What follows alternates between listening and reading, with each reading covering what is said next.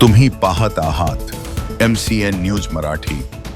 अकोला जिल्ह्यातील निंबा अंदुरा सर्कल अंतर्गत हिंगणा निंबा येथील जिल्हा परिषद प्राथमिक शाळेत शैक्षणिक वर्ष सुरू झाल्यापासून केवळ एकच शिक्षक कार्यरत असल्याने पालकांमध्ये तीव्र नाराजी निर्माण झाली आहे। विद्यार्थ्यांचे शैक्षणिक नुकसान होत असल्याचा आरोप करत पालकांनी मुख्याध्यापकांकडे सामूहिकरित्या शाळा सोडण्याचे दाखले देण्याबाबत निवेदन सादर केले।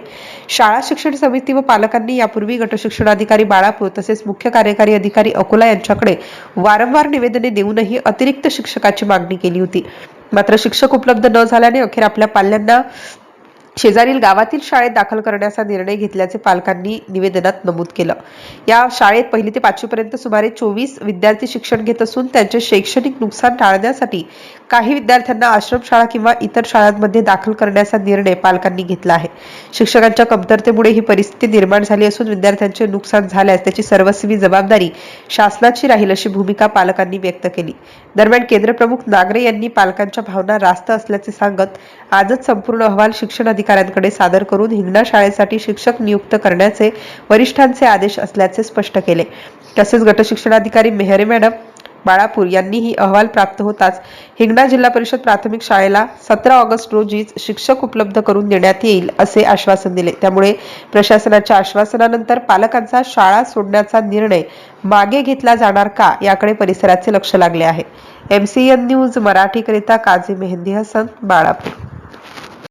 आपल्या या जिल्हा परिषद व्यवस्था नेमकी कशी आहे आणि कशाबद्दल आपण इथे जमलेले आहात? आम्ही सर्व पालक वर्ग किमान 1 महिन्यापासून CO साहेब, BDO साहेब, जिल्हा परिषद मुख्याध्यापक मॅडम यांना निवेदन देऊन थकलेलो आहोत की आमच्या या शाळेत एकूण विद्यार्थी 25 असून या शाळेत एकच शिक्षक आहे। शाळा लागली तेव्हापासून विद्यार्थ्याचं अभ्यासाचं नुकसान होत आहे।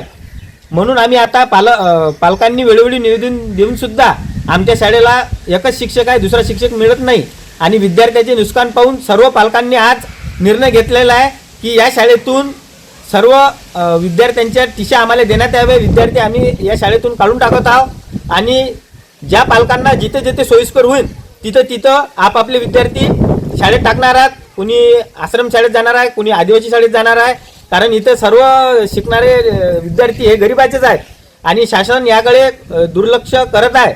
म्हणून आम्ही आज हा शांततेच्या मार्गाने टिशी काढो आंदोलन एक प्रकारे इथं राबवलेलं आहे आणि आम्ही मुख्याध्यापक मॅडम यांना हे सर्व पालकांच्या वतीनं एक निवेदन तयार केलेलं आहे सामूहिकरित्या की आम्हाला सर्व विद्यार्थ्यांच्या टिशा हे तात्काळ द्यावे, जेणेकरून आमच्या येणाऱ्या काळात विद्यार्थ्यांचं नुकसान होऊ नये आणि हे शाळेचे टिशा काढल्यानंतर जे शाळेला कुलूप लागणार आहे म्हणजे शाळा बंद पडणार आहे याले शासनच जबाबदार राहणार आहे। आम्ही गावकऱ्याच्या वतीनं असं शांततेच्या मार्गाने आंदोलन करत आहोत।